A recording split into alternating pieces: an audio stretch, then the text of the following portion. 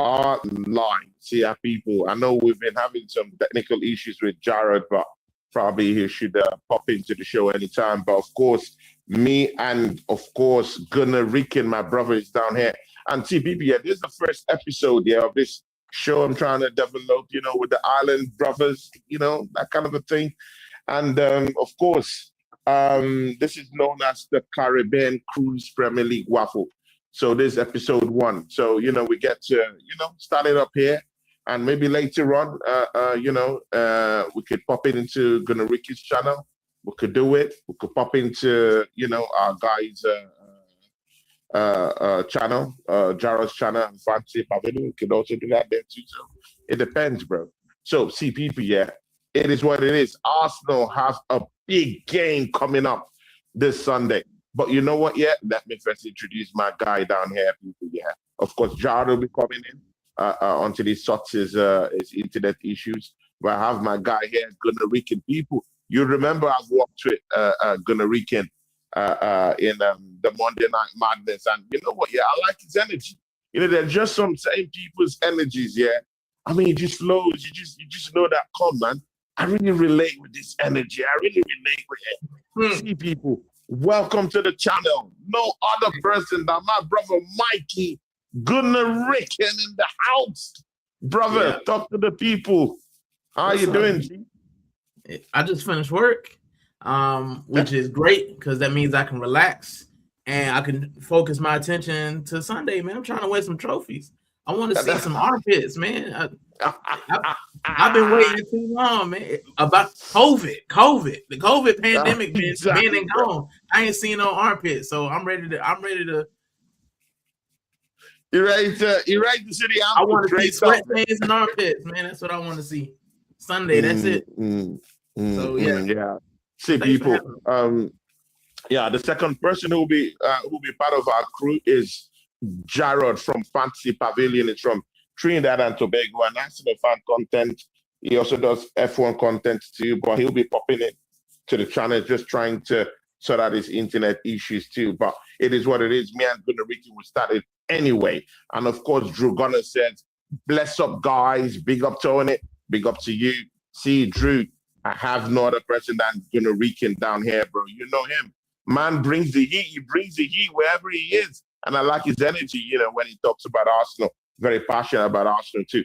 See, Gunnar Ricken, yeah, let me just tweak your memory, yeah, on what happened in that Bayer Leverkusen game. We went away from home in the first leg. You saw what happened. We stank up the place down there in Germany. We came back home and we just sort of got a grip of the whole thing. Back there in Leverkusen, they ran the midfield. Let's don't get it twisted, yeah. We stank up the place. We allowed them to run circles around us in midfield. We allowed the captain to score a goal with free header. Raya was just moping in the net. Our defense was all over the place. But in this second leg, something different happened. That midfield was a different shout at home. Our defensive play was a bit coordinated. There was a bit of questioning defensively. Aze's situation changed. Hopefully, you really understand what really happened in terms of Aze and his positioning and his renaissance in this team. Look into that Bayer Leverkusen matchup and tell me, how did you feel after that win? And what did you see structurally that changed? And what was journey on your mind in that game? Well, let's take it back a game. So I went to the Everton game. And for the first 88 minutes of that game, it was stinky. It was just like the Bayer Leverkusen game. It was awful. It was slow, sideways, backwards. And the last 10 minutes of that game, 7 to 10, right? I said, we turned it around, right? We turned around. Max Diamond comes on. We know the rest.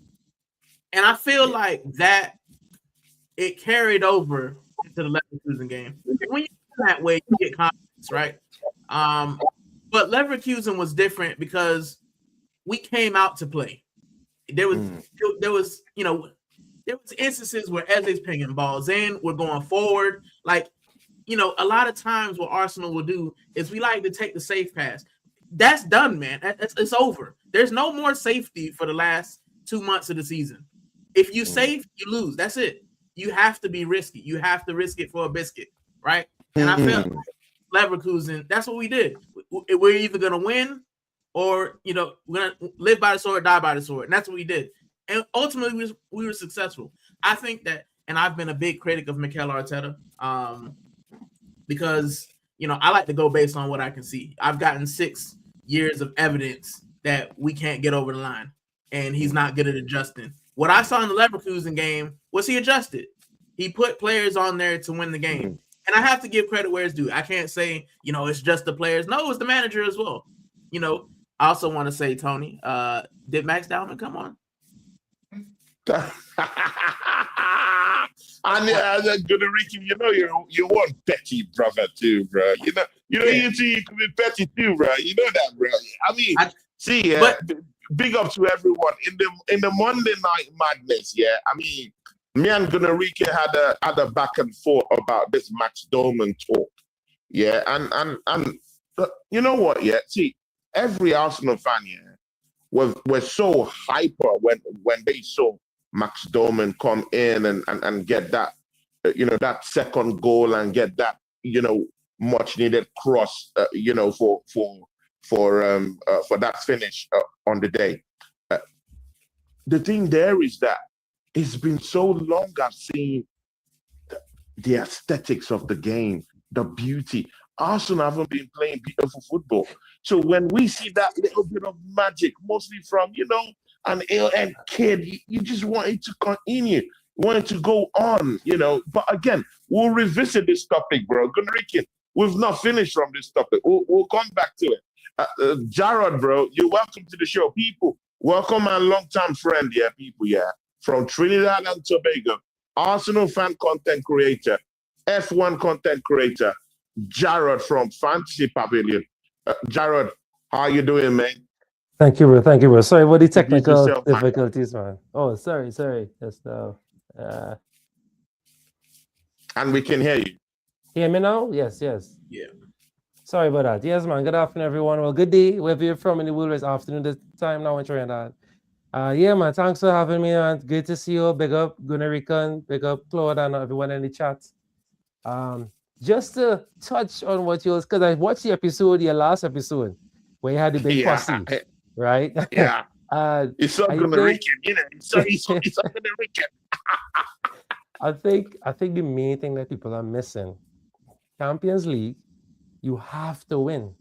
So teams are going to open up a little more and be a little more attacking, and you're going to see that style. It always both. We've been saying this for the last 3 years since when we came second these last few seasons. Once a team opens up and attacks Arsenal, that's it. They're in trouble. And the Champions League, you have to win. You cannot play for a draw. You have to, especially with this new format now, because you want to finish in the top 8. So you cannot play for that draw. I think this new format takes away that group stage, because in the group stage, you could have played for a draw, win, and then you're out, or you might go Europa League, right? But in this new format now, you have to win. And the only way to win is to attack. You can't rock back. You can't sit deep. Now, compare that to the Premier League now. There's only 4 or 5 teams that have the goal of, we want to win. There's maybe another 5 that want to finish in the top 10, or another 5 that just want Europe. However that looks to you, Europa League, the other one, fine. And then there's some who just want to survive.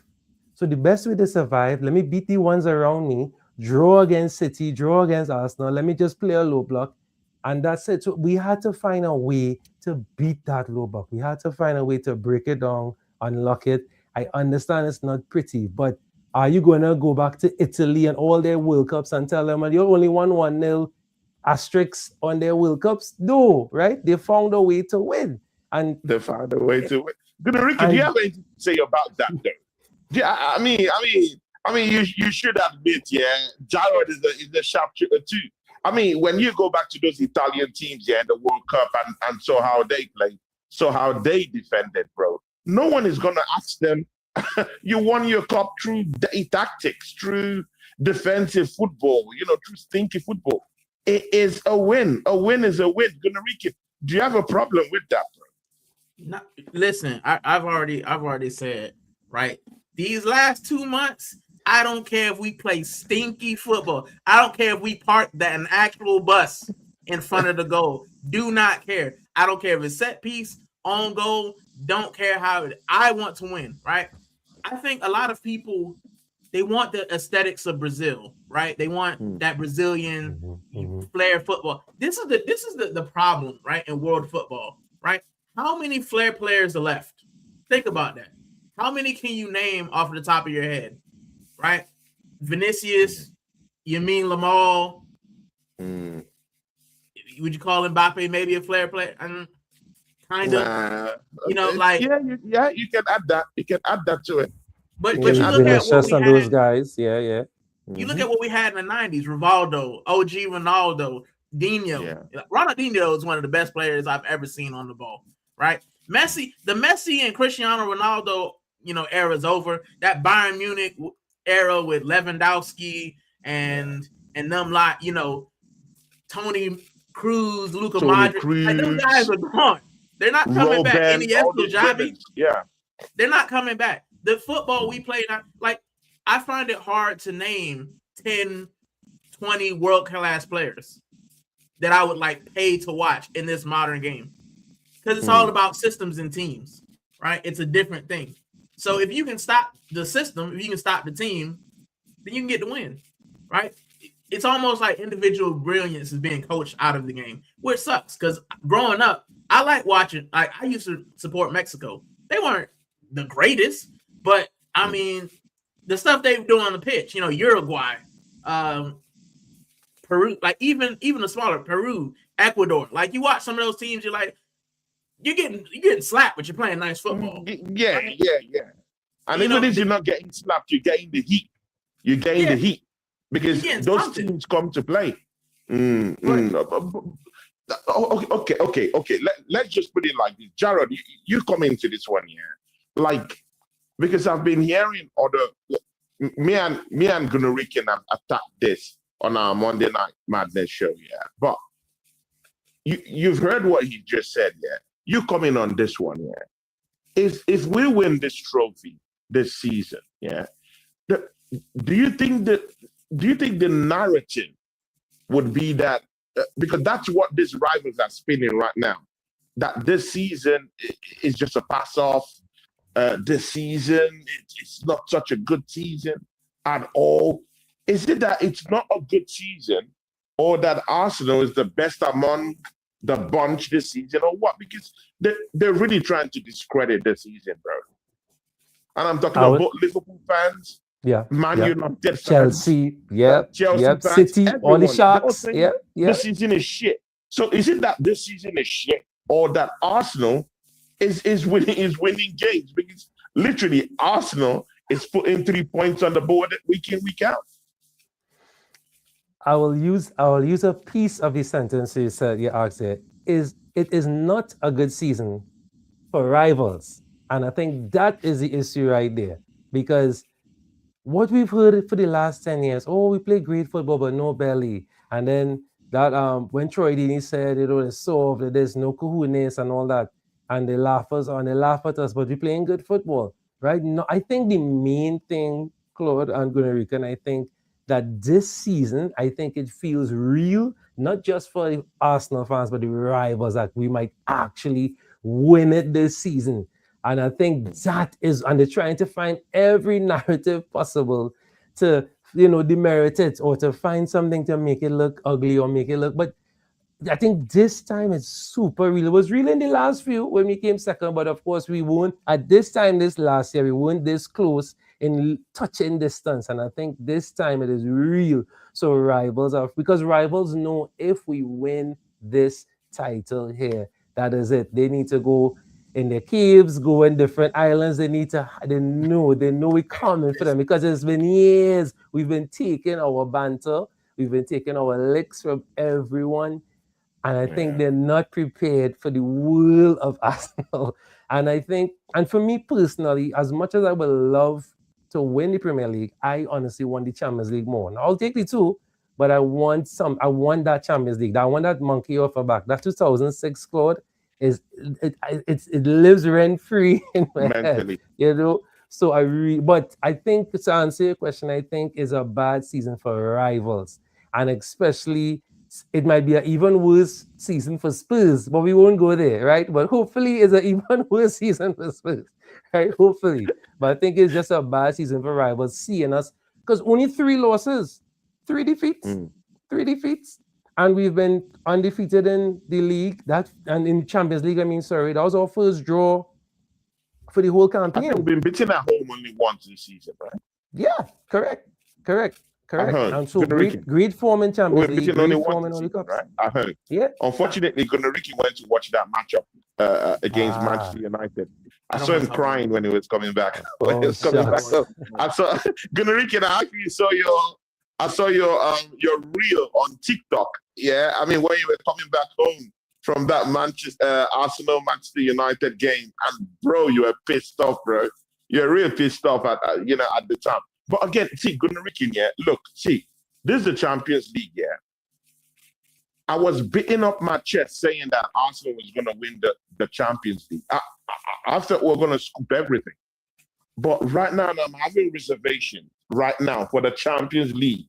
And people just hear me out, yeah? I'm looking at PSG, yeah, in the past weeks, this past week. I'm looking at how they're playing.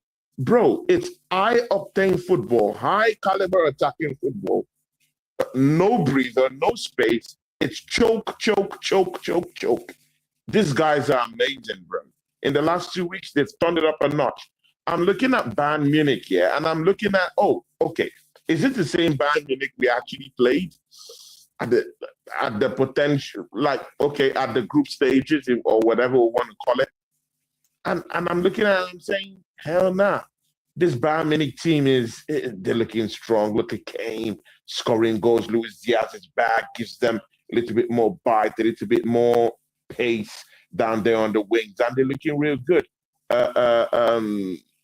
Olise is looking real great too.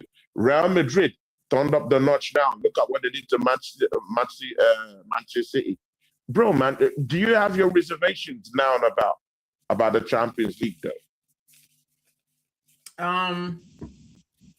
When it comes to Champions League, I see. Unlike others, I want to win the league. The league is the end all be all for me. The Champions League is just extra because, like you said, we've never won it. With us in the Champions League, I'm actually more confident when we play teams that come at us. I look at Bayern, I look at Real Madrid, and I look at what we did last season. Like, I don't remember Vinicius Jr. doing anything, and they were hyping him up. I don't, because I have so much faith in our defense. Our starting defense, and you can add Nkapia in there. Nkapia, Saliba, Gabriel, and Timber. Me personally, with Raya in goal, I don't think there's a lot of teams that will score 2 or 3 goals against us. Whereas City, you look at them, their defense is awful, right? Yeah. But Bayern, I don't even fear Bayern Munich, because when I look at Bayern Munich, are you serious, bro? From us, I don't fear. I'm wary of Bayern Munich. To Atlanta, bro? Did you see what they did to Atlanta? Atlanta aren't us. That's the thing. And I hear that. I sound crazy, but when it comes to our defensive record, I take our defense versus anybody. Right? My issue with us is attacking. We can keep them out. And don't get me wrong. Do I think that we'll keep a clean sheet, Bayern Munich? I do not. I think Bayern Munich will score at least 2 goals. Right? My biggest issue is, will we score the 3 goals that we need to beat them? That's the issue that we're having. But defensively, how many teams that we've played this season have scored more than 3 goals? Bro, I can't remember, bro. United is the only one I can remember over the top of my head. United is the only team that has scored 3 goals against us, bro. So when I look at that defensive record, we played City already. We played Liverpool. Liverpool put Galatasaray to the sword. I didn't see that coming. But when it comes to our defensive record, I think that we can match up with any team. And we saw it last year. Ever since Mikel Arteta has shifted to this defensive thing, there's not a lot of teams that can score on us. Now, if we can play like we did the last game and our attack figures out, hey, we can score goals if you pass the ball forward, then, you know what I'm saying? Then we'll have something cooking. But Bayern Munich is probably the only team that would make me nervous on that side of the bracket. I think How we can about beat PSG, bro? bro, This guy's having smoke, bro. I mean, I was looking at Vitinha, yeah. Bro, I was looking at Vitinha and I'm like, what kind of demon has possessed this guy? I'm looking at Bacola, bro. Bro, these guys are really looking like, bro, and it's high-octane football, bro. I mean, it's just kind of choking football they're playing. Like, they don't allow you rest on the ball. They're like, oh, bro, it's high-octane football. Again, I'm not saying that Arsenal can't cope with high-octane football, but I really do see us breaking in a way. If we contest with that kind of high-octane football, this kind of teams are playing right now, I'm not just really too sure. We're talking like we're playing them in a series. We only got to play them in one game. We only have to weather the storm for 90 minutes. And I trust that a healthy defense will weather the storm. I mean, we're talking about the other side of the bracket. We can't look past Barcelona. I know they play the high line, but Barcelona can score as well, right? Exactly, bro. But like I said, like I think that we should make the semifinal on our side, and then it's a toss-up between us and Barcelona. But looking at how they played against Newcastle, if they lost to Newcastle, then we can probably beat them. But like I said, I can't think of the Champions League right now. It's like it's not on my radar. The only people I care about beating right now, Manchester City twice in the League Cup and in the league. That's it, right? If we win the Champions League, great. If we get knocked out, it'll suck. But I want to win the league. That's the only thing I'm concerned about right now is the league and the League Cup. Bro. That's the only thing, bro. And again, good. Let's even touch on this Max Doman stuff before we even go into other topics here. This Max Doman thing, when you see the kind of hype most Arsenal fans were in when he scored that goal and gave that assist, we were like, hey, let this guy start the other game. Let him start the next game. Yeah, Gianni was saying, you know what, F it. Let's put him on. Yeah, me too. I was like, see, guys, do we have to play stinky football again? Why don't we bring him in and, let him play for the 7 games? But we see Mikel Arteta's approach to the whole thing. Apparently, Thierry Henry was saying it. I saw the video you tagged me to, on the stuff. I listened to Thierry Henry was, talking about exercising patience and caution with him. But this is my problem. We exercise some certain form of caution with Waneri. And what have we gotten from it? We've gotten him sent off on loan, playing for Marseille, when we need an attacking midfielder badly in our team. So even when you talk about that same protection, because there were times when we would say, hey, you know what, let's bring in Waneri. Where's Waneri? And then we say, we're protecting him. The kid doesn't have to play all these games. Protecting him. And that protection sends him off to Marseille.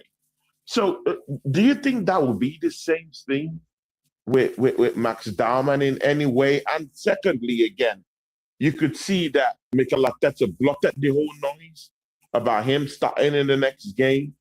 And he did what he did by saying, you know what, Max Darman, we don't need you to play in that game. Did you really see that? Do you see that as Mikel Arteta kind of like adapting in some way or gaining more experience on the job? Because if it's another Arteta, he might just put him in just to, scorch a point. But in this one, he kept him, kind of like protect him in some way. I'm gonna, and I hate that I'm doing this. I'm gonna be devil's advocate, right? So do you remember a young William Saliba?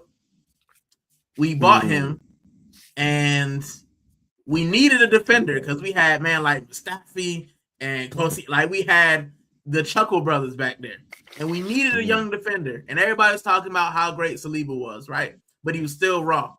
We sent him away on loan, and he came back, and now we're talking about world class, right? So it could go either way, man. Or you could send him on loan like Reese Nelson, and he comes back and he never does anything. I think Nwaneri needs that time away. I think Nwaneri needs the time, and I've looked at it, and I'm just as upset as the Nets fan because I think we could have used him here. But if we win the league and Nwaneri goes to Marseille, he learns how to be the 10 that we need. He knows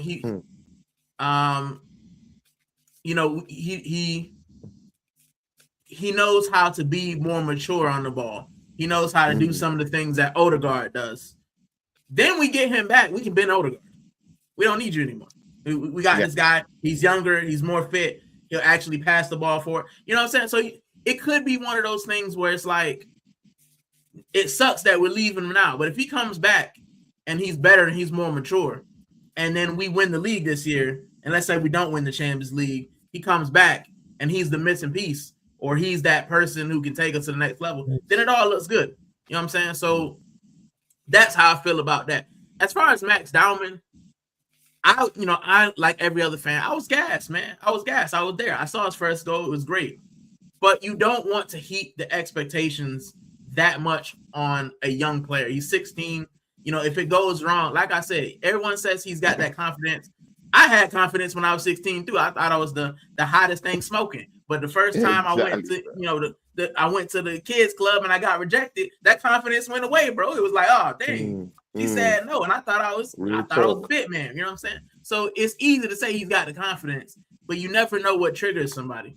I think he'll still have a part to play. I think he'll still be around. I think he'll still be a person that we can bring off the bench. But my biggest issue, and the reason I didn't want him to play, is because we have first team players who make thousands of pounds, right?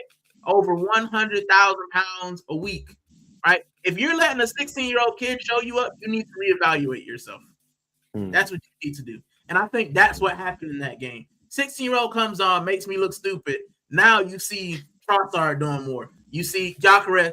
I've never seen this entire season. I've never seen Eza and Gyökeres run so much. Tell me I'm lying. Gyökeres was. No, you're right. You're correct, bro. That's true, son. Right?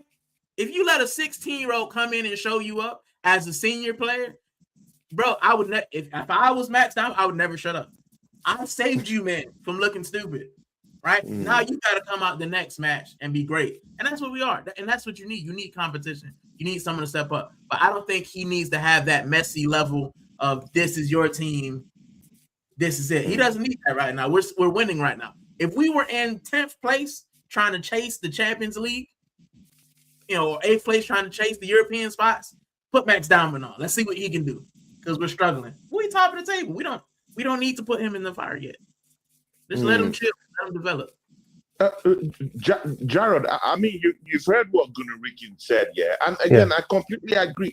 See, people, I mean, I knew I had disagreements with Gunnar Ricken about that same topic, but now that he's explained it from his own point of view, I completely get it. Yeah, and I think he's correct. But again, I also think that, other side of the coin could also still be correct. Jared, coming to this conversation with Max Dowman, we've seen great players like Messi, start from a very young age. Look at Ronaldo, for instance, when he started at Sporting, and you could just recognize that. I mean, his skill set, you could recognize his prowess as, oh, you know what, this kid got a potential, and again, they kept throwing this kind of guys like Messi, Ronaldo into Champions League games. There were no kind of like a big part of like reservations or much protection in it.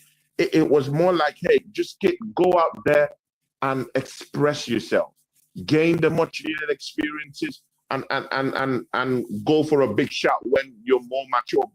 But the most efficient thing there is that he was always playing. Messi was always playing. They were always bringing him to play. Ronaldo at Sporting Lisbon, they were always bringing him to play all the time. And you look at Lamine Yamal, he's always playing. No one is saying Lamine Yamal is a small kid that needs protection.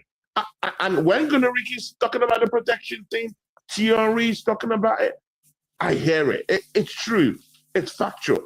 But again, we'll look at if we're to put Max Darman to the pedestal of someone who should grow like Messi, people, I've never seen someone who could just take the ball across two grown men on the floor.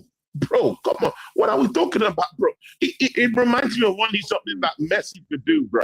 So if we could kind of like just change the trajectory and say he looks like Messi, he looks like Ronaldo when he was younger, then why are we not giving him Messi, Ronaldo experiences to kind of like just okay, I can edge my own stuff among the big shots because the biggest players of a certain generation were already playing in big time games as early as 16, not 16, but at least 17, 18. They were already getting those kind of shots. It's just 1 year older than Max Doman. Messi was already tearing shit up.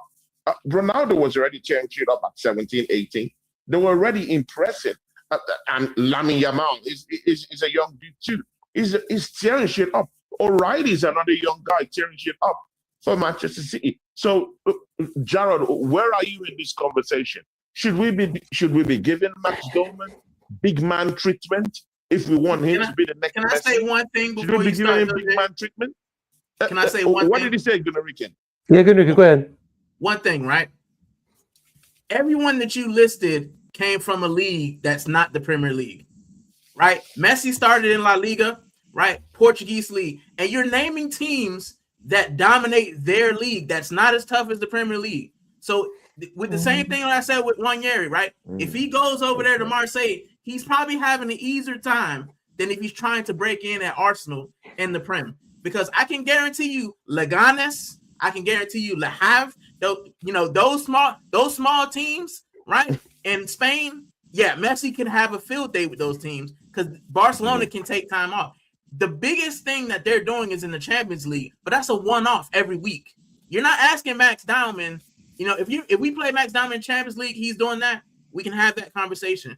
But if you put Messi in the Prem at 16, 17 and said, Messi, go dominate the best United team we've ever seen. Go dominate Chelsea. Go down at 16, 17, he ain't doing it, bro. Not week in, weekend, not playing 4 games a week. He's not doing that.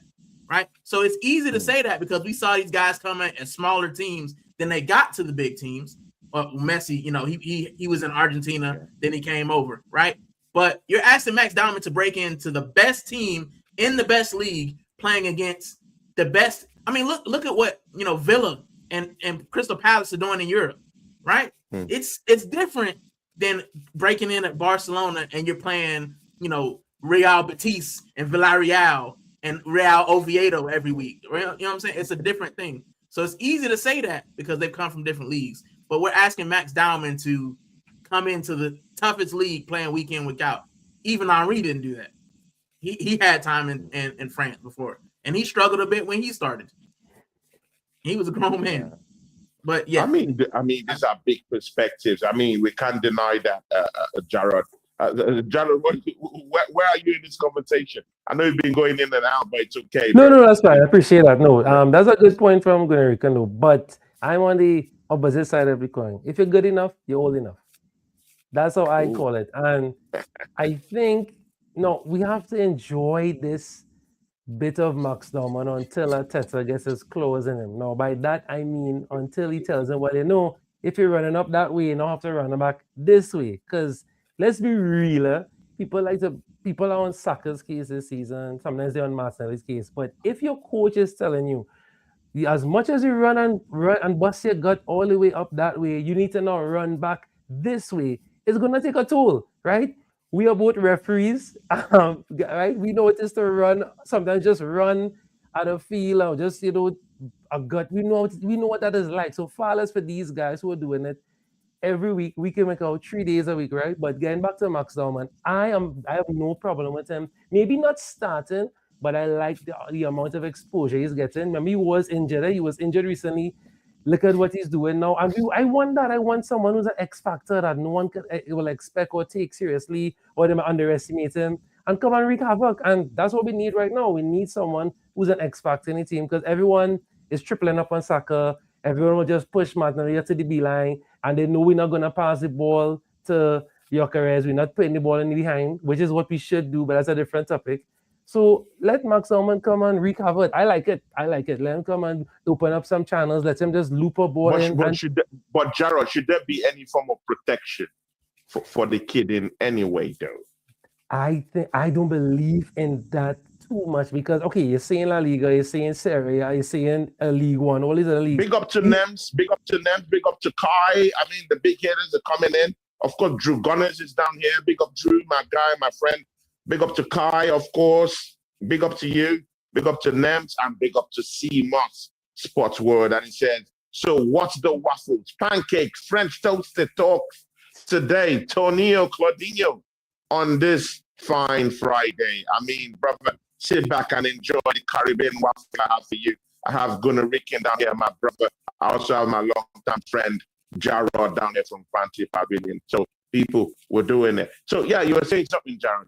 Yeah, sure. So I think I understand what you're saying, because it could happen to anyone. I don't think just because you're 16 or 17 that you're not going to attract all the tackles, all the rough. It will happen to any player. I think this is the best. He's good enough. We've seen it. He can do it. He played against teams like Leeds. He did it against Everton. These are no mugs. These are serious defenders, serious professional players that they played against. And I think he's well and truly protected. When you're in a field with Rice and Gabriel and these guys, they're not going to let anything happen to him. And he's quick on his feet. He's not going to linger on the ball. I think he understands what he's in. And I think that is the key thing. He's intelligent. He has that ball sense, that know-how, when to hold on to the ball long enough or when to go at it. And I am not frightened. I think because Saka was young, Emil Smith-Rowe was young, Wilshere. When Wilshere played against Barcelona, everyone was freaking out. Come on, and that was against Barcelona. I don't think anyone. I mean, we had no choice at the time. Of course, we had injuries, but still, against Barcelona, a Barcelona side, I was stacked and packed. I don't subscribe to that. I think play him if you're good enough, you're old enough. Play him and let him experience it for himself. He got injured while playing, so it could happen. So I think play him. I have no issue with because our biggest fear is that his career could go down the line, like how other English potential would have been, kind of players would go to, like Wilshere. Look at Wilshere, bro. I thought Wilshere would take over the world. Seriously, that's what I thought. But I mean, look at his career right now. Man is even forced to even be a coach down the championship line. For Luton. But again, you look at someone like, who else damaged his career at Arsenal at a young age? There's one other person like that. There's one other young person like that. I mean, we have a couple. Reece Nelson, Eddie Nketiah. Reece Nelson. I mean, all these guys. But again, we can also say that Nketiah doesn't have the same skill set that Dorman has got. That's another thing too. What I will say, I think a great example, right? And I was against this, Iwobi, right? Now we could all admit, forget the post Iwobi, early Iwobi, right? Early prime Iwobi was very talented. But again, we had injury issues, and then Wenger was burning him right down to the core. I think Arteta is using Dorman better. I don't think he's running him right down to the grind, to the bare tread, to the bare bones. I think he's using him well. So I think he's protected in that way. Because if we look at, Iwobi, Wilshere, as I said, these young guys, but I want to focus on Iwobi, because I think we ruined Iwobi's career. Thankfully, he's doing well at Fulham and whatnot, but I think we burnt him out. And I agree with that, because we started using him as a first-team player and expecting all these things of him. And I don't think Max Almond has that pressure on him. He just come on for a 10, 15 minutes, play a game, enjoy. I could take that. I think Arteta is using him wisely and not burning him down. I think so. I think he's protected in that regard, because once we're not burning him down like Iwobi, I'm fine with that, because I think Iwobi was a really was one that we burned, like when Wenger used him. But again, I think because of course transfer issues was a problem, injuries was an issue. But right now we don't have that. We have enough squad depth that he could just come on last 15 and play his football and enjoy himself. And so if it was a case where like where we needed Miles Lewis Skelly for the last few seasons because we had no fullback, so we had to play Miles Lewis Skelly a lot. If it was a case like that, then maybe I would have changed my tone. But because we have the depth and he's not a first or maybe second name on the sheet list, I'm okay with that. I think he's protected in that regard. He's just coming on, give me 15 minutes, play last 20, that's it. We don't need him. And I think that is key. Like we needed Manuel Skelly last season, or we'd have needed Iwobi in those days, or Wilshere. We don't need him. I mean, look at Miles Lewis Skelly, yeah. I mean, see, people, let's not, Gunnar come in here, yeah. Look at Miles Lewis Skelly. Let's protect the kid. Don't allow him to play all these games. Don't do this, don't do that. Now we're praying, begging for Miles Lewis Skelly to get a chance in midfield. This is what I'm talking about, Gunnar, but no one is understanding. Miles Lewis Skelly is now begging for a chance to come into play, and no one wants him to play. I mean, from the manager, at least we can see that he prefers Nkapi to be there. He prefers Ricardo Calafiori to be there. Man is no more seeing game time. So I don't want Max Doman's career to end up like that. Why can't we allow him just, gain this experience, show himself worthy, so that he doesn't have to sit on this bench on the pretext of protecting. And then when we bring in maybe a player like Karashelia, who might really be coming next season, and then, we might say, Max Doman, you're still young, we need to protect you, you stay on the bench, that kind of a thing. While Karashelia runs wild and free when he comes to the football club, or someone like a Bakola if he does come. So this is the problem. This is where I have an issue. When we have a star, it might just take that position, and we might just forget about developing, the young kids that we have. Look at Miles Lewis Skelly's repertoire. That should tell you something. Gonna Rican. So with Lewis Skelly, I know you named the left backs. Lewis Skelly's not a left back. We played him there because we had no choice. Lewis Skelly is a midfielder, right? Now, my issue with Mikel Arteta is I've watched Zubimendi running in quicksand for the last month and a half. He had actually a better performance, but I've been watching him moving slow as dirt. And that's when you should be able to bring a Lewis Skelly on and say, all right, Zubimendi, you're having a tough day. We'll put Rice back into 6, and then we'll allow Lewis Skelly to get some time. Mikel Arteta, he's basically relied on 2 young players, and he's bend them, right? He basically bend them. He told MLS you can't play, and Wanyeri, you got to go do one, right? So and I like how we talked about, protection. What I mean protection, I don't mean don't play him, but I also mean, like you said, don't flog him to death, right? And the biggest example of flogging a player to death is Bukayo Saka. Bukayo Saka. Bukayo Saka's shoulders hurt so bad from carrying the Emirates, Highbury Shell, Arsenal badge, the armor shot. The man has carried our squad for years, right? Completely banged up. I mean, bro. I tell friends he's been injured since 2018. He's been injured since 2018. I've been telling people I know, I said, guys, he's been carrying an injury since 2018. But because we had no choice, once again, we had no choice. We had no, who else? We had no choice at the time. And we wasn't bringing in players. Edu, these guys weren't bringing in replacement. I think that was the one thing most fans were united on at that era with Saka, especially maybe second or third round. Bring someone to help Saka, please. We were begging.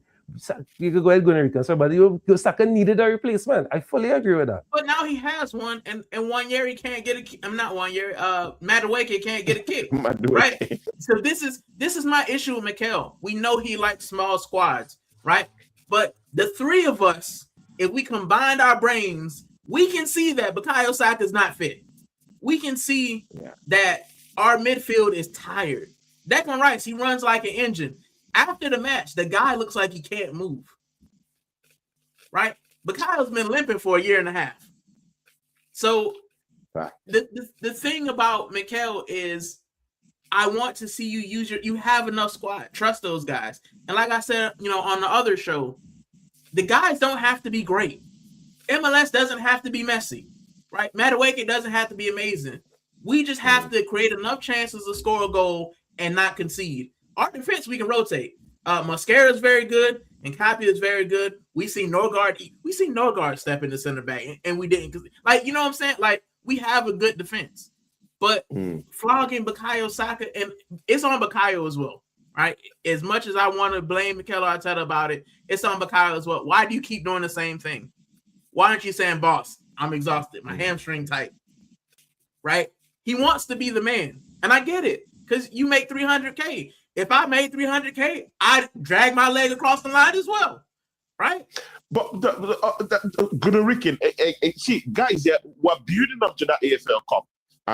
Talk, we'll be talking about that. But of course, these things coming up, these adjoining issues coming up are very, very important. See, Gunnar and Jared, Jared, you can chime in on this too, that 300K that Saka is on,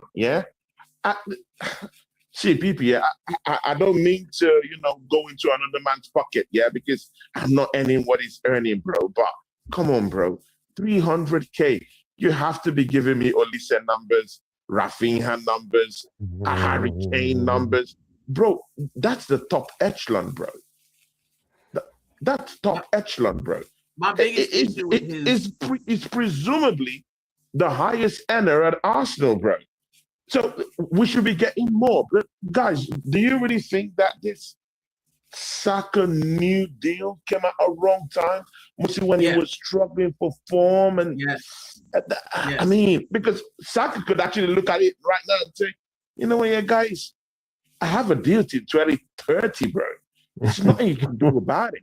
I can stink up the place, and guess what? I'll still be the star boy, and there's nothing you can do about it. Is that the case, guys? I think the timing was wrong.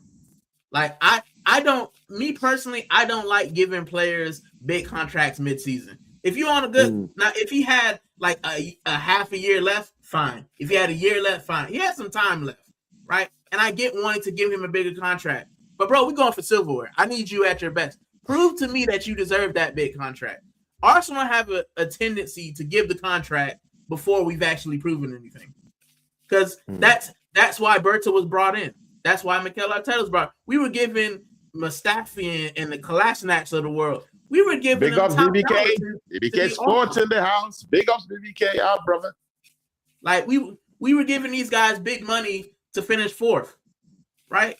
And I thought that, early under Mikel Arteta, it's one thing that I actually commend him for. We got rid of a lot of those big contracts. But if you look now, we're looking kind of similar. We're back to it. You got Jesus on high wages. You've got Kai Havertz on high wages. You've got Kepa on decent wage. Like, you've got a lot of squad players on high wages. When you look at, across at Liverpool or City, and some of their best players are barely cracking 100, 150. We got dudes on 250 tops, 200 tops. Yeah, you know what I'm saying? So, and I see the comment, Saka has proved it. Yes, but in the middle of the season is not the time to give him that big contract. Because I feel like it inflates your ego, regardless of whether you have a high ego or not. Once you're made the highest paid player of a team, then something clicks in it where I have to be Superman. I'm the guy. This is my team now, right? And I feel like he's trying too hard to do that.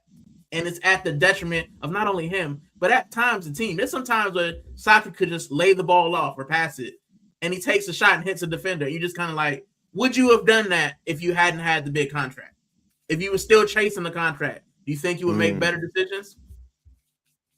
Maybe, but Jared, chime into this, I mean, Gunnar said it, and I'm in tune with Gunnar on this one. So, I mean, what do you think, bro? No, I agree. I think the timing, but to me, I think it's a mixture of things. Saka's form, I think, is deeper than that. I think is also that injury. I think people are underestimating how haggard, and he has not been able to rest. Rest is important for these guys, Rest is important. right? I think we underestimating that we are still competing in all 4 competitions right now, right? And as I keep saying, he has been injured since 2018. He has been injured and as Gunarican said, he wants to be that guy. When Timber, you think when Timber has knocks, Timber still crosses the line because these guys want to do it. Saka wants to be that guy. I think Saka wants to do this first. I know he's not playing bad on purpose. He's not getting bad form on purpose. We know this. But I think it's a lot to do. It's a mixture. But of course, getting that contract at that time, I think the timing, and I agree with Gunarican, I think the timing of it was poor.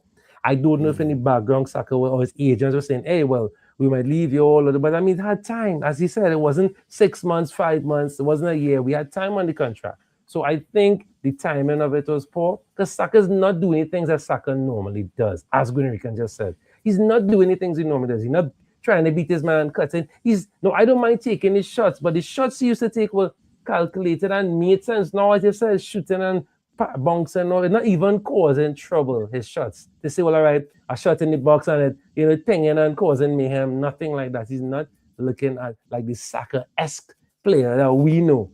He's not looking like Sakadinho, as we like to call him here. He's not looking like that guy.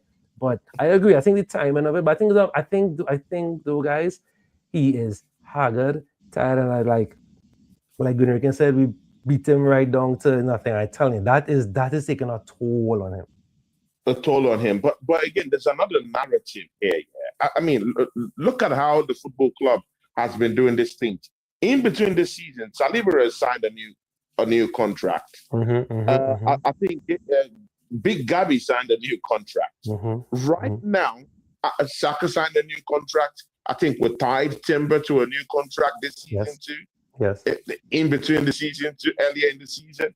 And right now, take it or leave it, Arsenal is talking to Declan Rice as we speak. Yes, well, yeah, that's been a talk for a while. Yes. Is it that we are looking at this thing here as fans of the football club that need delivery on the pitch?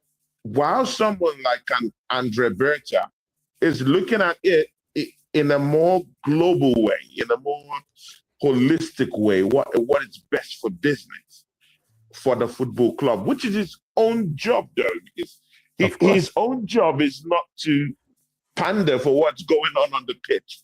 His own job is to pander for what is best for the football club in terms of the recruitment-wise. What is good enough for the football club recruitment-wise? Nothing concerns him with what's going on the pitch. So, Gunarican, are we looking at it from the wrong way, from the wrong perspective? If we look at it from that way, that, hey, Andre Berta is just doing his job by tying this core players, who we will call our core players, and because Saka is one of our core players, whether we like it or not, he's star boy, isn't it?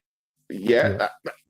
And again, you're looking at Timber, signed a new deal. Looking at Gabriel, signed a new deal in the same season. Look at Saliba, warded off that interest from Real Madrid, signed a new long-term deal. Saka signed a new long-term deal. Now looking at Declan Rice, about to sign a new long-term deal.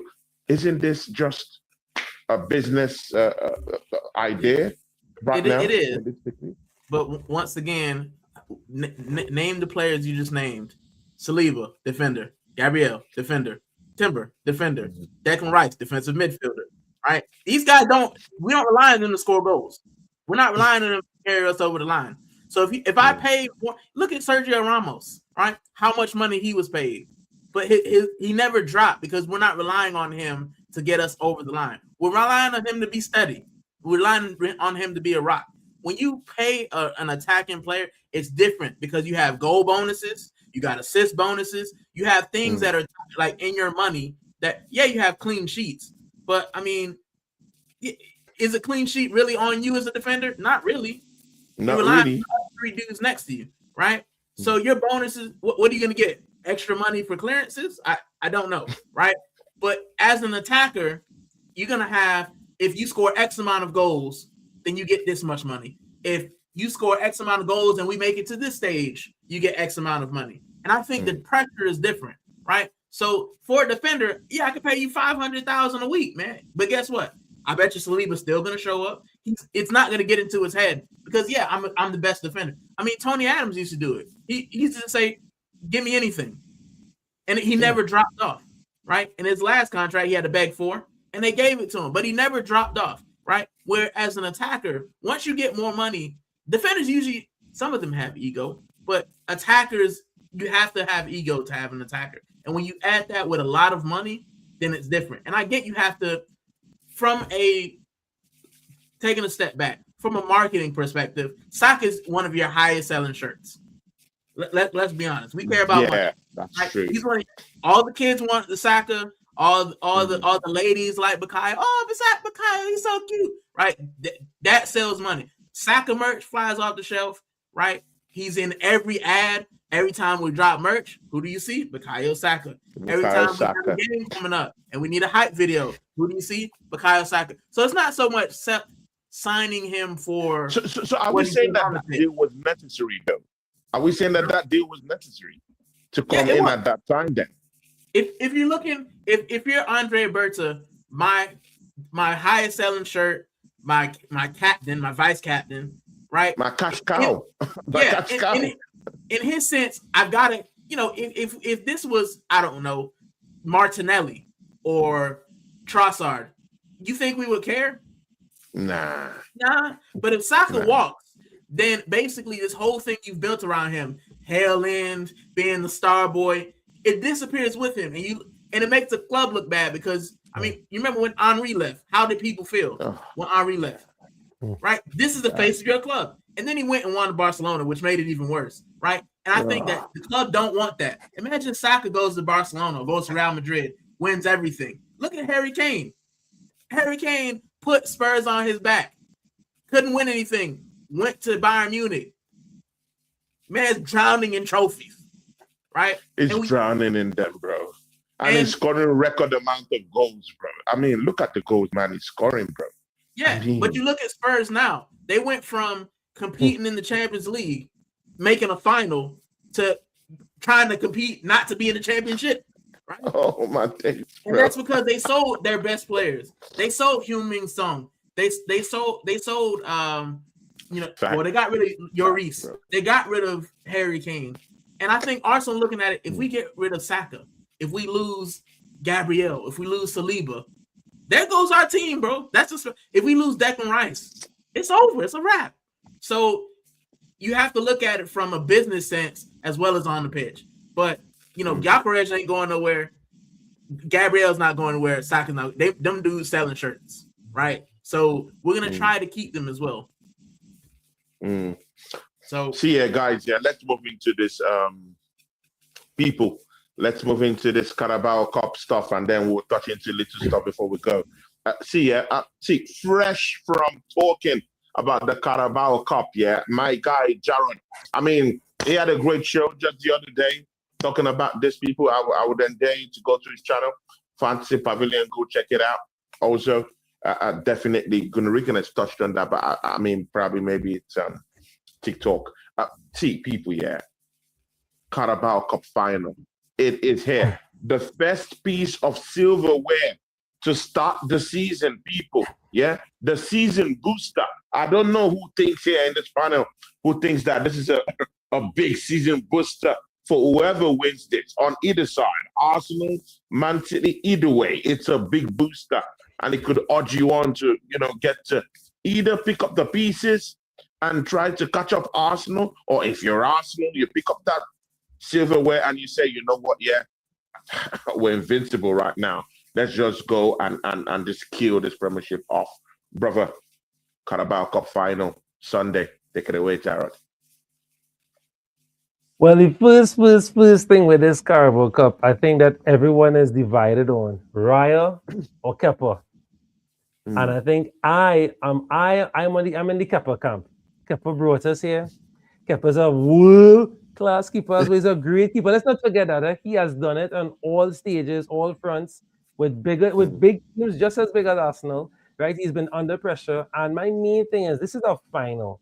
Now, we do not want to go to any penalty kicks, but I sure if I ask 50 Arsenal fans, who you rather in the sticks for penalty kicks? I think most will say Kepa. right? We know Kepa's tried and proven with penalties. He did it in the same cup against Crystal Palace, right? Saved us. So I think that I know doesn't mean like divisive or divided topic. That who starts and post, right? And for me, it's Kepa. Hands down. Yes, Raya is amazing. Of course, we know Raya is great, but I think Kepa's deserved this, and I don't think he will let us down. And once you start winning, I mean, go ahead. I like continue, bro. I have a problem with that, bro. In the finals, bro. No problem. Our first piece of silverware, bro. But I like you continue, bro. No problem, man. I'm sure Gunarikin has Real something to say. Keeper. I'm sure Gunarikin has something to say, bro. But I mean, let's allow Jared finish his statement, bro. Let's be fair. Let's give him justice. So no, because okay. No, I think once you start our core 10, because I don't want to say any shift in the 10. The core 10 starts in front of Kepa. I'm comfortable with that. I'm comfortable. Let Kepa do it. Because I'll make a very cheeky statement, and that's it there. Because Raya has two other big finals to play in, right? I'll leave it there, right? He has let's be positive. He has two other big finals to play in, right? Yeah. So let Kepa play in this one. I think Kepa deserves it. But once the core 10 is in front of Kepa, I'm comfortable with that. Gunarikin, do you have any objections? I mean, see, we've not even delved in already. We started to have problems already with this one because, I mean, I'm not gonna take away what Kepa has done, but I mean, when you're in a final, in this kind of final, and again, you also remember that it is the first piece of silverware for the season, bro. I mean, it might be hard. It might be the most hateful thing to do, but man, I would tell Kepa fall back, bro, and allow the leader, the best goalkeeper in the league, and I think Arsenal's world-class goalkeeper, David Raya, to come in for this one, bro. Gunarikin. I mean, you have to chime in on this one, bro. I'm not saying support me, but I'm saying, take it to Jared. Talk about it. I'm just gonna do something real quick, right? I'm just gonna read Kepa's honors that he's won as a goalkeeper, right?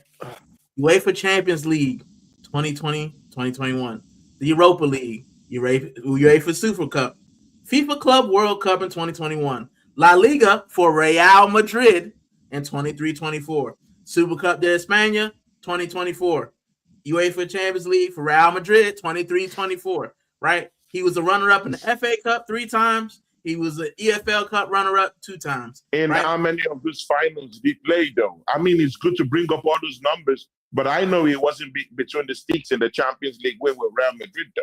I mean, if you can go petty, I can go petty, too.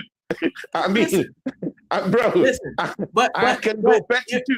He never played in all those finals, too, though. He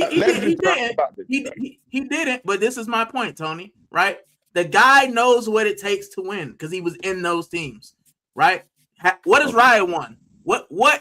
Give me the trophy that David Raya has won. Can you name it? No, okay. No. I mean, I hear you. And he's also played for Spain as well. So, but my thing is, right? In Chelsea, he played in that Champions League. He played for them. Oh, he's won the European competition. How about that? Right. And then he sneakily ran away from that one, bro. Yeah, I mean, he won the European competition. Come on, bro. But if you're asking, he won the Euros, bro, with Spain. Would Kepa start in other teams in the Prem? Yes or no? At least from 10 to 20, Kepa would start in those teams. He started at Chelsea. He started at Bournemouth. He started at Real Madrid. You knew what happened. He started at in his loan move to, was it Nottingham Forest? He had a loan move to one of these teams. Bournemouth. In the league. Bournemouth. Yeah, Bournemouth. Yeah. I think he started with them. Yeah, I get that. But if he was that important to them, would they let him go, though? Maybe they couldn't afford him. Okay, I hear that. I'm pretty sure he's not on small wages. Small wages either, too. Yeah. But this is my thing, right? This is my thing. would the mid-table clubs take Kepa right now as a goalkeeper? Yes, they would. They absolutely would. So if we can't trust this guy who's basically got us to this final to actually compete in the final, firstly, if I'm a manager, right? Because I've coached before. I don't know if you guys know American football, but it's kind of the same. Yeah, right? sure. So if I have a star quarterback or a star safety, the man's been there the entire time. He's the backup though, and because my starter is injured, and he's come in and he's got us to the Super Bowl. What do I look like now saying, hey, bro, you were here. I trusted you, but I'm going to put the starter back in. How does that look? And if I'm a young keeper, if I'm a young player, and I see a manager, if I'm Rafael Leao, if I'm Rodrigo, and I see that, well, you telling me that I can do so well in the cups and then I won't get an opportunity because I'm not a starter? Why would I come to Arsenal? It's bad optics. I think he'll still play Raya anyway. That's just my opinion, right? But I think for me personally, if it was me, you go Kepa, right? Because even if we lose it, we're still in 3 other competitions, which Raya would have a piece in, right? But no one should be having hard feelings like that. Come on, man. I've seen many coaches here many top clubs here, they use smaller players for the Carabao Cups, and at the end of the day, they get to the finals and they instill the big wigs to come and build them up. I mean, I hear it, but no one will actually feel that bad. Like, I mean, it's to win the trophy, isn't it? It's to win but you can't say what you just said there. Kepa is no small fry. This is not Almunia. This is not Flapiansky. This is not old Chesney, because Chesney now is prime. Let's not all Alex Chesney. Runnerson.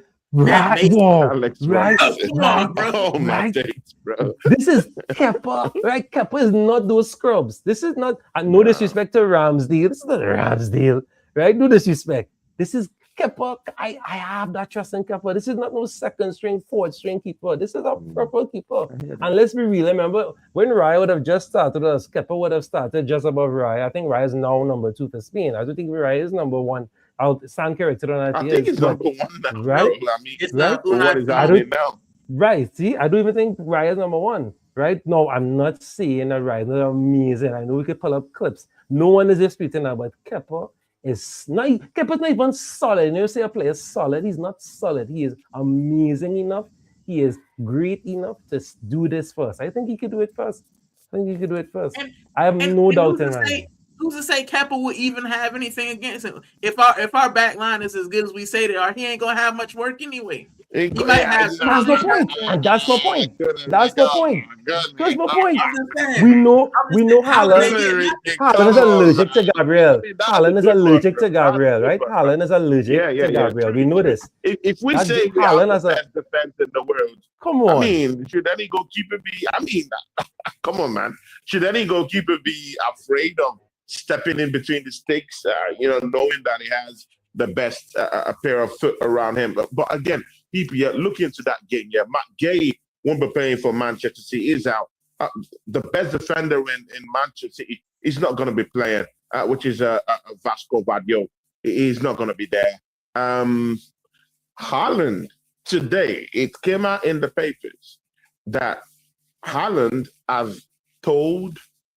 He has already told the Manchester City board that they should start with talks in terms of negotiation with FC Barcelona. Now, that's rumors coming out today. Yes, because Pep Guardiola, because Pep Guardiola is resigning by the end of the season. This if Haaland goes to Barcelona, it is a wrap. It is a wrap. It is a wrap. It is a wrap. And again, notice that all these things is coinciding with him having a drop in form. People remember. Remember that Haaland has got only 5 goals, and the 5th one was a scrappy one he scored in the Champions League, bro. And that was his first goal in months. Yeah. Exactly. Bro, he has only scored 5 goals in about, 19 games, bro. In about 19 games. That's how bad his form sucks. And this is coinciding with all this rumble rumble in the jungle with him going out of the football club, and now this news is now popping out. It popped out this morning in the UK news. So it's very possible because there have been rumors that this might be Pep's final season. And what a time to leave, because the club is enshrouded with 115 charges still lingering. People are even saying that they might send them back to the championship. So, of course, this kind of resolutions might come into play. We know that things like this could come. We could see a mass exodus in the summer. Again, with him telling the board today that he wants to leave, that you start negotiating with FC Barcelona, and with this Pep thing coming up again, do you think that this team is so destabilized this Sunday for Arsenal to get this win? Gonna Rican. So, I like the waffle, man. I'm a come to the Waffle House. You got but listen, bro, throw the waffles, my G. Throw the waffles, bro. I like to take a step back, right? This is another reason I think that this final is so important, because of those things. Because Haaland's been uneasy. Pep Guardiola, he's not committing his future. They have a patchwork defense. There's their best player, KDB, left. Gundogan left. They ain't coming around the corner, right? These guys aren't coming back. And I think if Haaland leaves, if Pep leaves, then yes, they're destabilized. I think this final is a chance for Arsenal to say, not only will we beat you now, we'll beat you in the league, and then maybe quite possibly we'll be the most dominant team for the next 5 years. This is what this final, the catalyst. This I feel like this final is a catalyst for that. So I feel like if we win this final, if we do it convincingly, I think it's the beginning of the end for them, right? Because I think Pep will leave. I don't know.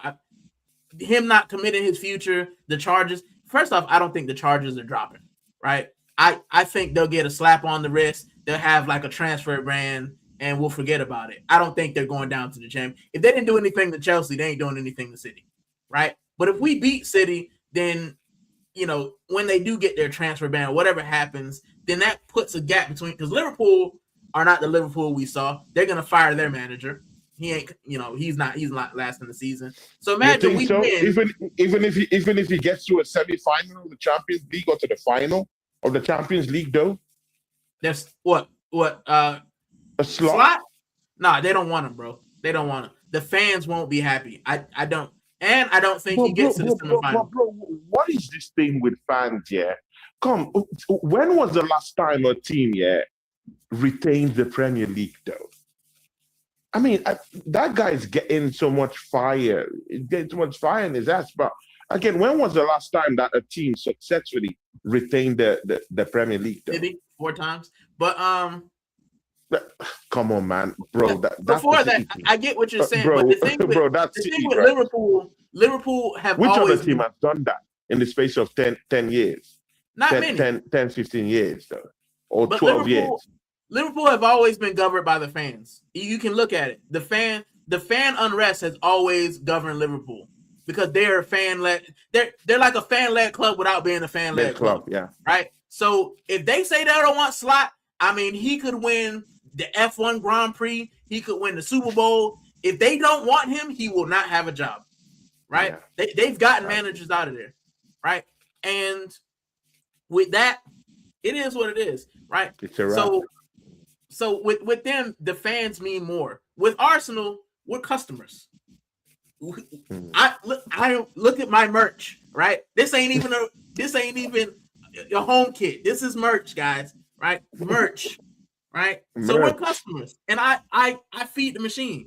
But they don't care whether we have unrest or not. They don't care if we lose. They don't care if the fans are upset. Because guess what? There are thousands of fans that'll come to the season tickets. There are thousands of fans who'll come to the Armory. So it's different. Liverpool, if the fans say they don't want it, they will listen. They're probably the only club in the Prem that have that kind of power, the fans. If the fans walk out of Anfield, I guarantee Slot is out of there on the first bus back to the Netherlands, right? So it's a little bit different. But back to the Carabao Cup, because I waffled enough. But I feel like this match is a catalyst for what we can do. You know what I'm saying? It's a catalyst for what we can achieve. Because if we win it and we go on to win the league, right? Maybe we can win the Champions League. And even if we don't win the Champions League, you can say we've beat the City team. We've knocked them off the perch. We beat Liverpool. We've held off Man United. We've held off Villa. We've done it. We've gotten over the line. And I think that'll give us the confidence to keep going and winning stuff. If Pep leaves, bro, I don't think there's a manager. I think that Enrique will probably come to Man City, but will he have that same success? I mean, look what Slot did. He looked good in the first season. Now they want him out, right? So it's not a guarantee that you'll keep anything going.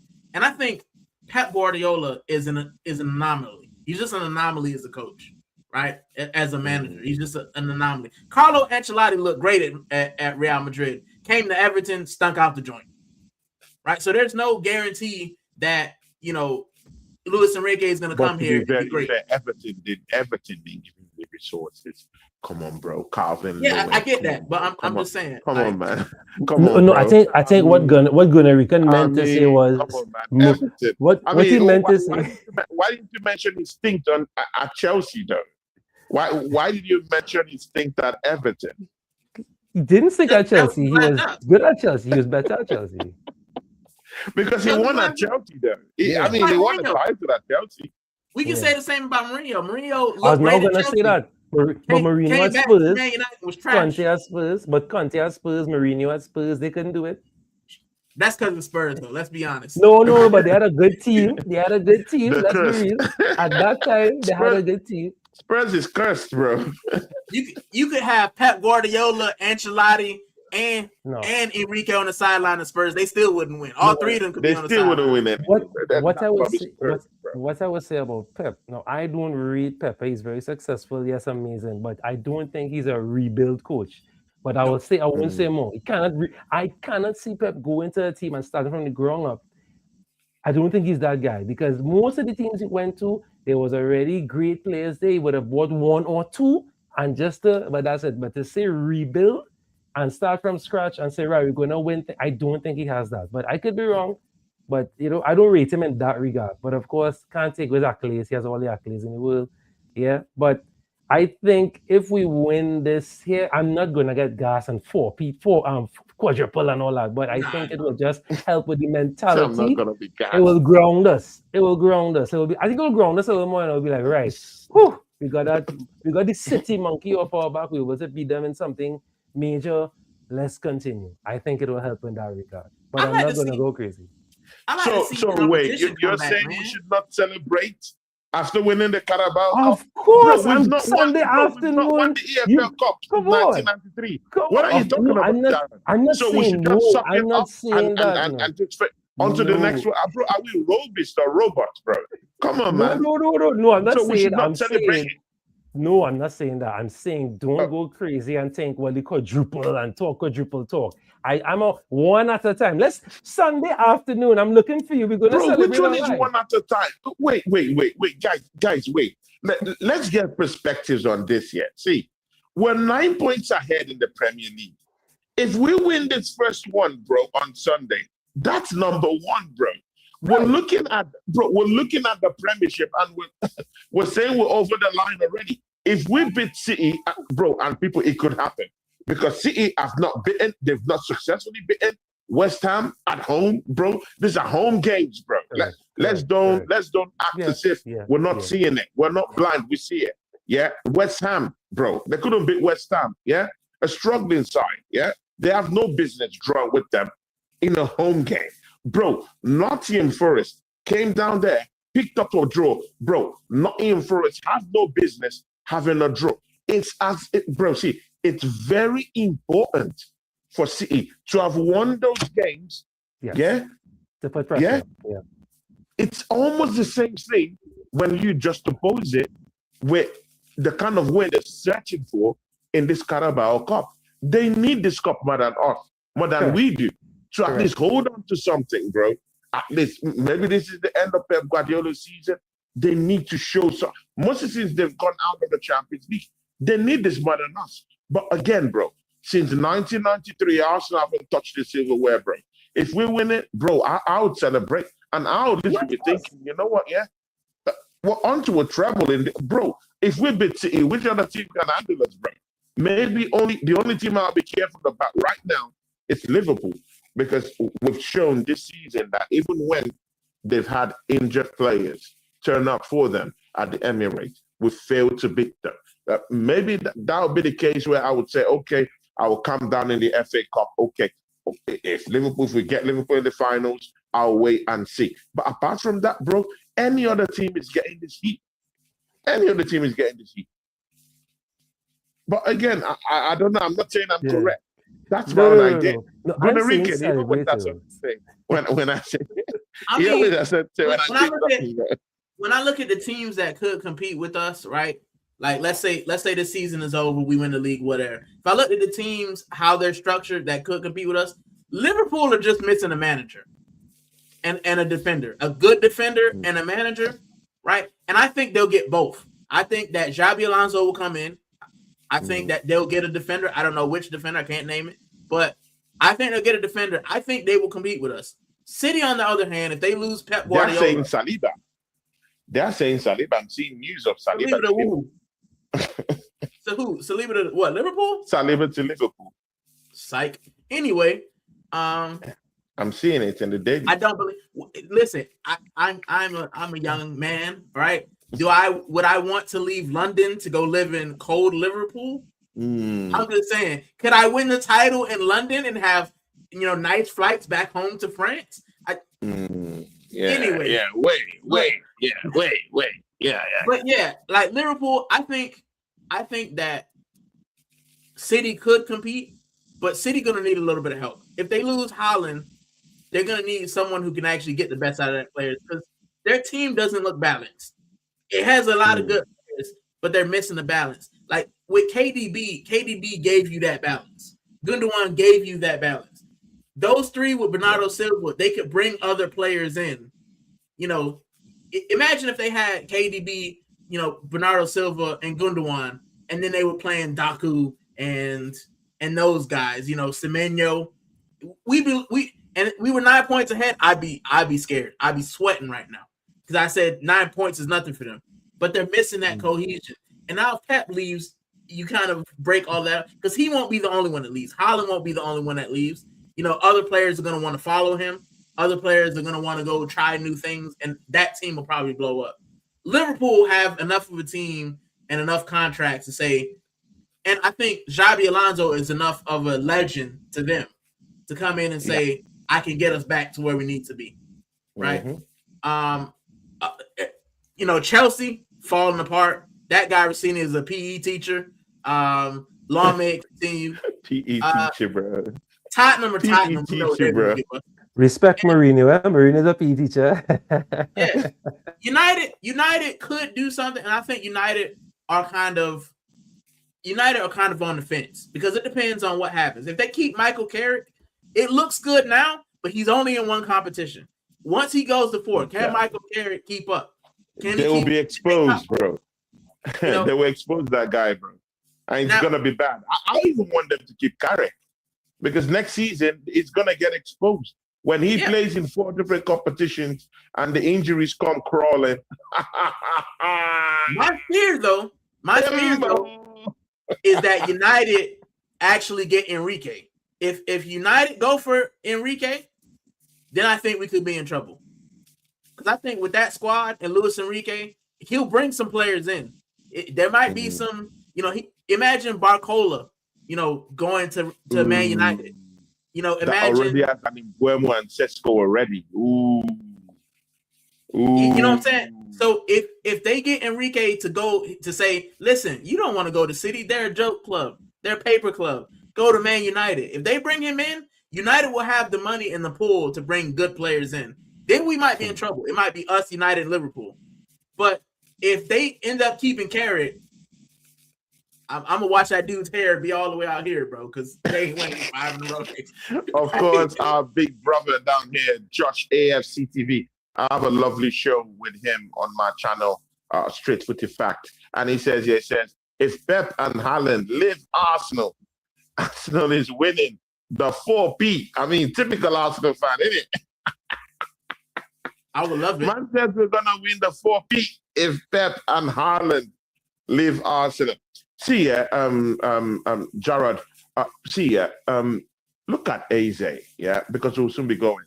It's 1 hour, 25 minutes, we'll soon be leaving. Eze, in that number 10 spot, yeah. I mean, is he shaping up to be a very good number 10 for you? Do you think he keeps that spot? Or do you think if Martin Odegaard somehow comes out from injury this weekend, would you put him? Gunarikin is already animated down there. Jared said no. So, yeah, would you be looking at Odegaard and say, you know what, you're captain? You know, you can deliver us in this one, or would you say, hey Zay, come on, add your name in history of Arsenal on Sunday? Hey Zay, just look at his positioning. Look at what he's doing right now. Look at his goals he's scored, acrobatic kind of goals, kung fu goals. Is now playing in behind Victor Gyökeres.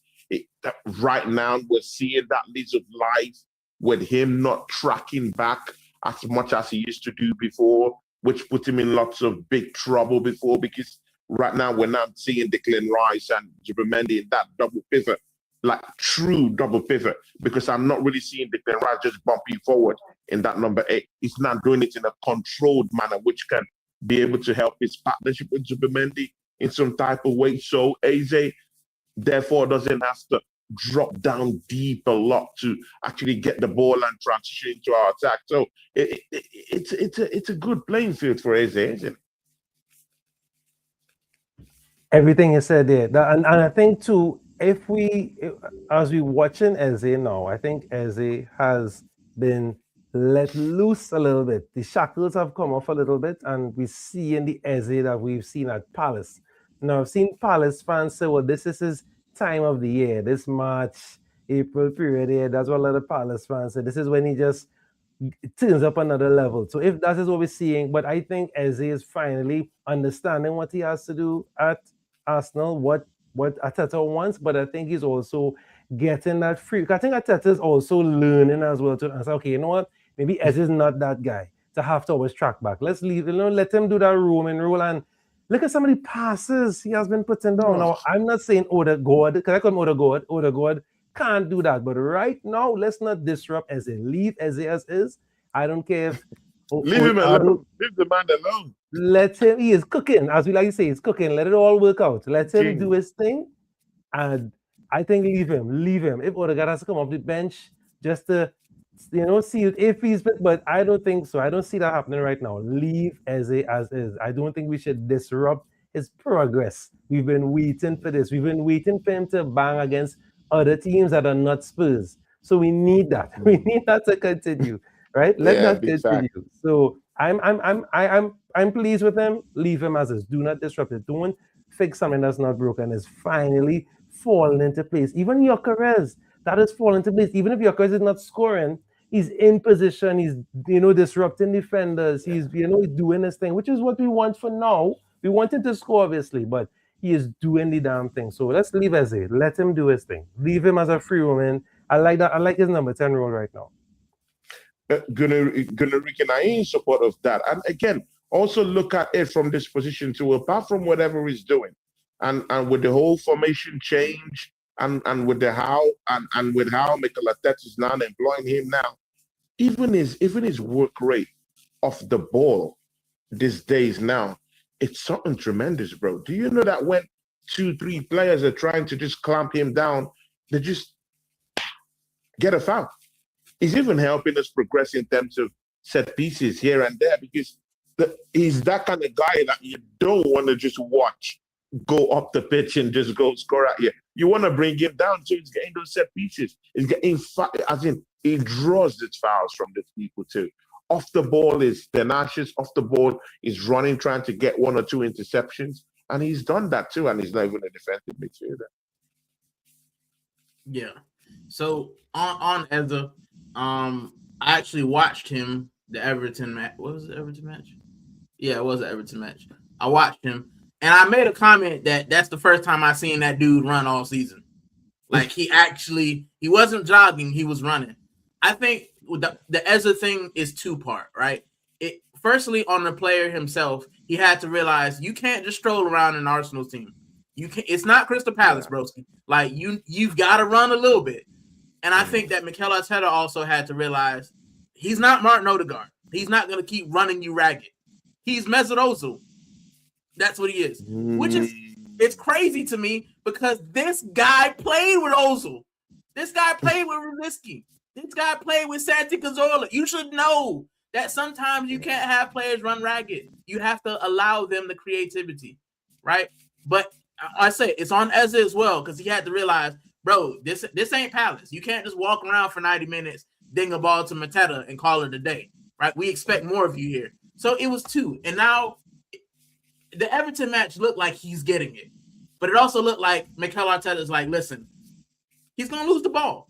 I want control, but he's going to lose the ball because he's going to try things. And I think if we win the league and we win this Carabao Cup, I'll give Mikel Arteta the most credit I've ever given him because he finally realized that you have to let your players play, right? Your defenders can be as structured as you want. You can't have structured attackers, bro.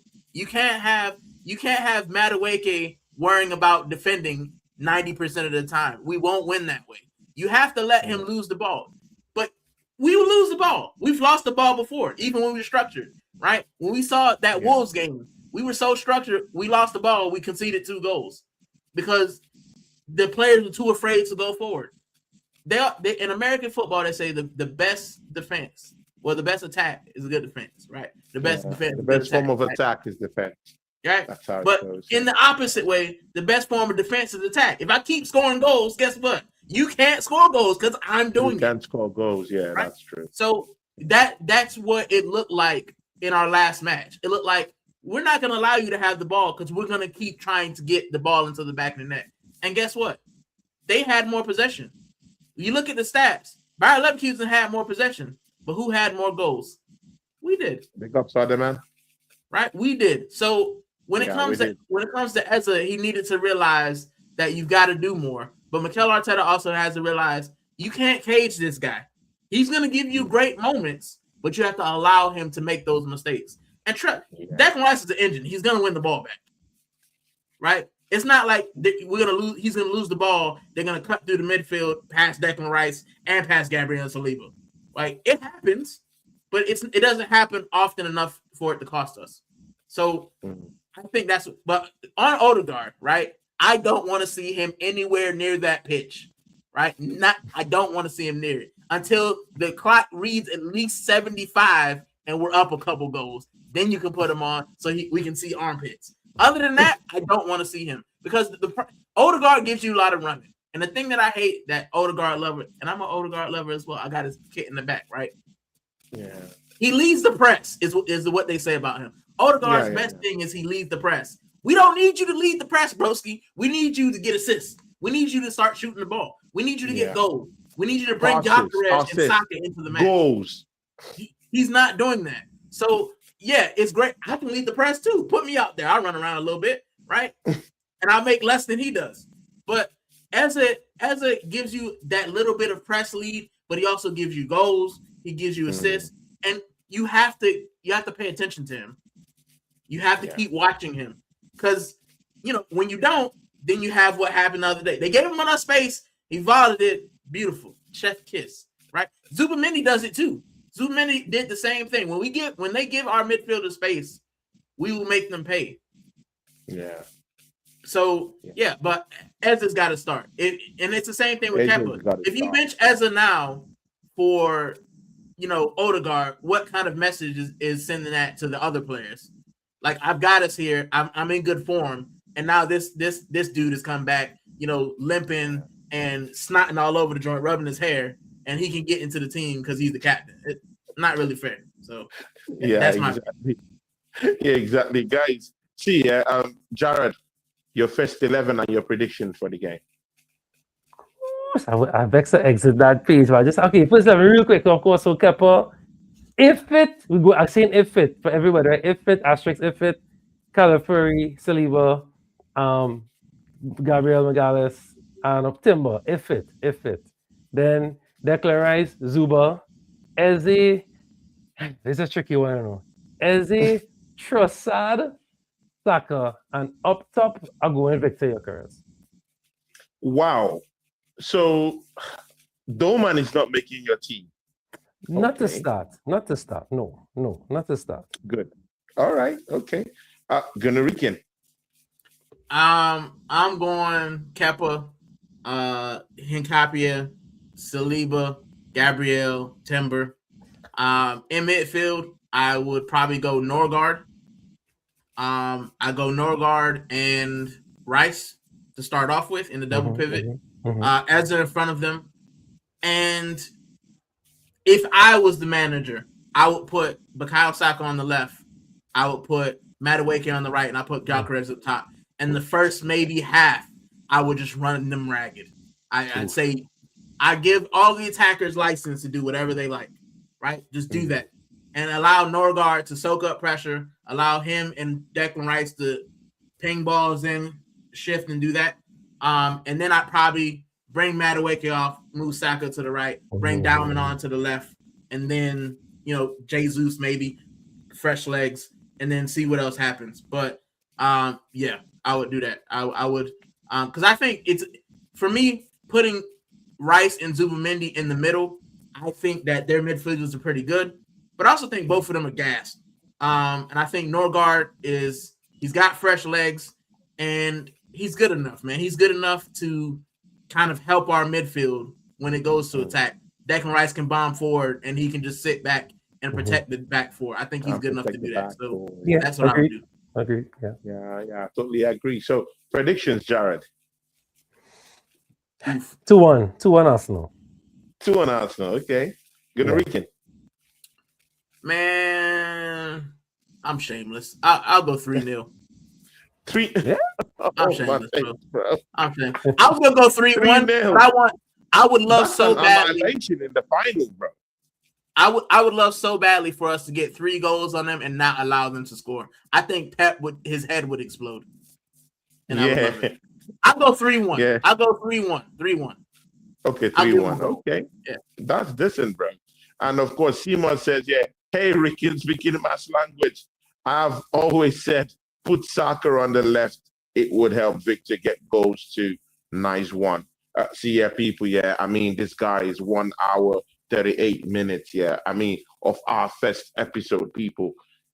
We might not be doing this every week. It's only when, because Jared is a very busy guy, does lots of things too. So he has his own channel too. So, he's also a referee like me too, guys, Man is a referee like me. So we'll be doing this maybe after every 2 weeks, unless maybe when we win the trophy, which is this coming week, then maybe next week we can decide So Monday. to do something. So I will set up a WhatsApp group for 3 of us. Anytime we're like, this show is not really a big every week kind of a thing, because of course Gunarikin is busy, has his own channel, but 3 of us can say, come on, and if we want to do something, we can just text and say, hey guys, let's do something. And I would lead the press. How about that? If other guy is not going to lead the press, I'll lead the press in that term. No problems. And so people, smash the like button, support the channels down there. I'm going to put it, in the description. Jared, tell these people what you got coming up, my friend. Thanks for joining. So, thanks again. And of course, we're going to be working more together too. And sure. Of course, with Gunarikin. I really love this. And I hope you 3, you 2 love the chemistry and the whole, argument and everything. And we did it in a very respectful way, which is something that's missing from these shows, is that no one respects people's opinions no more. Like, if Gunarikin is saying something different from mine, but I still respect what he says. I respect what Jared has said. People don't respect people no more. Opinions are not opinions no more. People just want them, just go with me. Like shit, let's slot. Bro, I'm not up for that. Your opinion, good. I respect it. You respect my own, and it's all good. So, Jared, tell me what you got coming up, bro, and tell them where they can find you. Yes. So, of course, the Fantasy Pavilion YouTube channel, same name on Instagram. Next week, well, of course, I'll do some type of reaction, based on the result Sunday. But scheduled for sure. Next weekend is the Japan Grand Prix, so I'll be doing a reaction on that as well, some analysis on that as well, because that has been going really, really well, really good. So gonna try to keep up with that. So the Japan Grand Prix, that's my most anticipated. That's my schedule so far. The only schedule thing I have so far coming up this weekend. Well, next weekend, yeah. Jared, sorry. Will Hamilton be in the Japan Grand Prix? Because man could be under the skirt of Kim Kardashian, bro. No, bro. If he cuts the Kardashian, He could be under the skirt of Kim Kardashian, bro. Bro, we're not ready to have that conversation. Man is taking this lady to F1 tournaments, bro. I'm seeing him, bro. I hope he's not gonna be cursed, bro. I mean, come on, bro. But we saw what the Kardashians did to the basketball players, man. Don't do it. Don't do it, bro. Bro, no. He's been carrying out to F1 Formula One competition. They've been kissing. They've been having public PDAs. Man is in love, and he says that is his dream girl. Come on, bro. Jared, don't hide it. Tell us what do you think? Look what they did to Kanye. Don't do it. He doesn't care, bro. He says he's bewitched. He says he loves her. He has never, bro. He says he has never loved another, bro. He loves her, bro. Jared, what do you think, man? I mean, you're going to be covering those F1 stuff, bro. I genuinely didn't know. My girlfriend was the one who brought it to my attention. I was like, what are you talking about? No, don't tell. But now you say if he got his first podium in like 2 years, so don't know, he's on the right track. No pun intended. It starts off good. Yeah, he's doing good. It starts off good. Then when it goes bad, he'll be, he'll be, in his car drinking champagne and crying, bro. Nah, don't do it. Don't do it, bro. Well, it is what it is. Let's see how possible that'll look like. Gunarican, tell us where they can find you, my bro. You can find me on Gunarican TV on YouTube, Instagram, and TikTok. I got a show tomorrow, The Waffle House, where I basically do this, what we did tonight by myself. I read comments. I talk about what's coming up. So obviously the Carabao Cup is going to be on there because I want to see armpits. So I'm going to waffle about that. So tomorrow, 8:15 p.m., I'll be on the Waffle House. So y'all can stop by. But yeah, I'll be around as well when I got free time. Thanks, bro. I really appreciate this episode. Hopefully next week we can do something with the second episode. People, please go to Fantasy People. People, he's been on the channel before, yeah. I mean, he's been here once and a couple of times, but we've not really done shows. But now we'll be doing lots of stuff. Please go to Fantasy Pavilion right now and go support him. Arsenal fan, F1 content productions are also down there too. Just go support this brother. He's doing great things. And also, Gunarican, new brother in the block for us in our community, but we love him because of the energy he brings and the truth he speaks. So catch us here next week if we can convene then. And people, let's go win the Carabao Cup. From me, Gunarican, and Jared from the Fantasy Pavilion, we are out, people. Catch you guys soon. Take it easy. Peace.